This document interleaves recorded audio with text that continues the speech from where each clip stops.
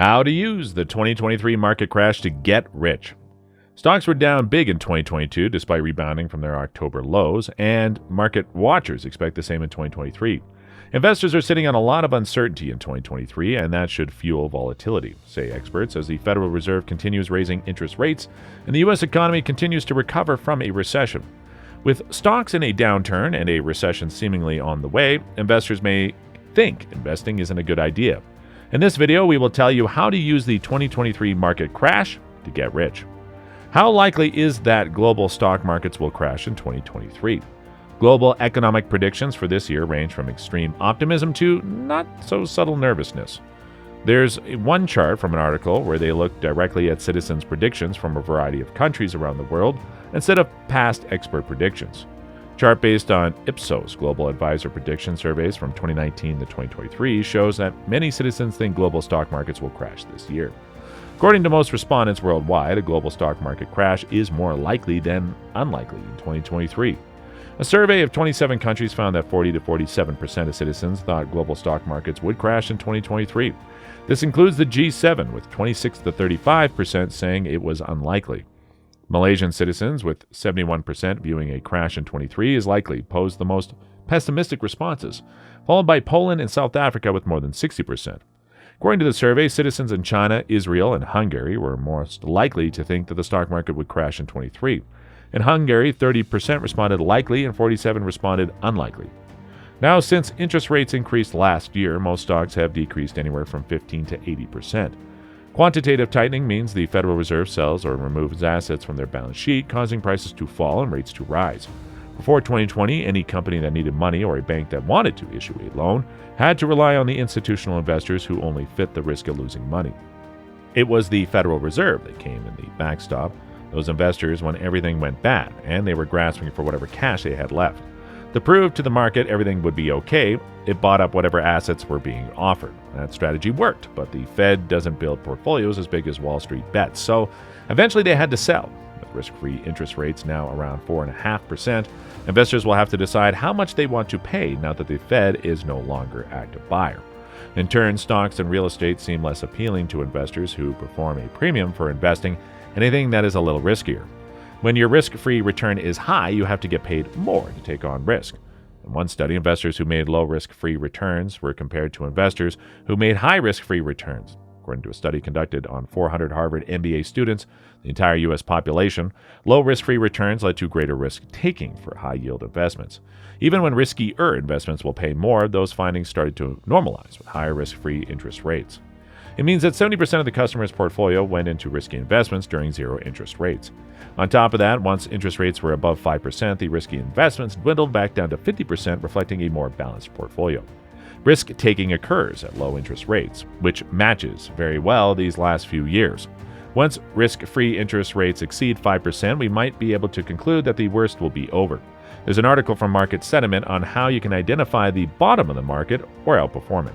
The passive index fund investing is relatively new, as they point out. In fact, index funds surpassed actively managed funds and assets under management for the first time in 2019. Why is this significant? Well, two things occurred. A lot of people were wary of the investment industry after the great financial crisis of 2009. Second, a substantial amount of data revealed that actively managed funds did not perform well. They claim, for example, that only 6% of large cap funds managed to beat the S&P 500 over a 20-year period. Investing in index funds guarantees you a higher return 94% of the time, or it takes a 1 in 16 chance. If you take something like the S&P 500, you can see exactly how index funds work. They aggregate stocks for the top companies that drive most growth. So what is the best way to predict market bottoms? Number one, curve of yields. A yield curve outlines how much investors can expect to earn over a period of time, ranging from 1 month to 30 years. The longer the term, the higher the return. Investing in short-term rates signals that investors see more risk investing in the short term than in the long term when the yield curve inverts. The study found that the yield curve must not be inverted before the bottom can be reached, and we are at our most inverted state in over 40 years. Although it may seem like a lagging indicator, it may just be a single data set that's used in conjunction with another. Number two, the VIX. VIX indexes are calculated from mid-quote prices of S&P 500 index call and put options in real time to produce a measure of constant 30-day expected volatility for the U.S. stock market. Among the most widely reported measures of volatility, it is closely followed by a wide range of market participants. Number 3, the put-to-call ratio. In a nutshell, the call is a bet on an increase in the price of the stock, and a put is a bet on a decrease in the price. When the stock market sees 1.8 puts for every call, this probably indicates retail capitulation. Number 4, the 200-day moving average. Markets are mostly bottom when less than 20% of companies trade above that average. It has proven to be a long-term buying opportunity every time it falls below 20% today, which is approximately 37% trading above the 200-day moving average. Each of these on their own is probably not an indicator of the exact bottom, but when combined, they might provide an area if the market is expensive relative to its historical average. If these 4 reasons combine, here's how to prepare for the next stock market crash. Number 1, ensure proper diversification. Take a look at the global market map and compare your portfolio to it. As you can see, U.S. stocks account for 49% of global equity, while U.K. stocks account for 8%. Compare your portfolio to stocks domiciled in each country across the globe. Take a global perspective. This guideline helps you see how diverse your portfolio really is. Number 2, make sure you know your withdrawal rate. Calculate your withdrawal rate, or the percentage of your total investment portfolio you need to live on each year based on your current living expenses.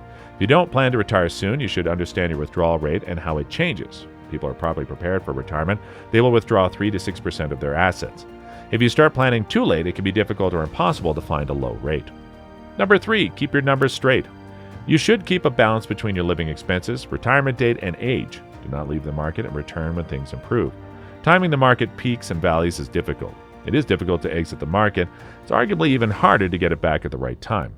It's hard to predict recessions and nearly impossible to avoid them entirely, but getting overly upset or surprised isn't healthy for you, your family, or your portfolio.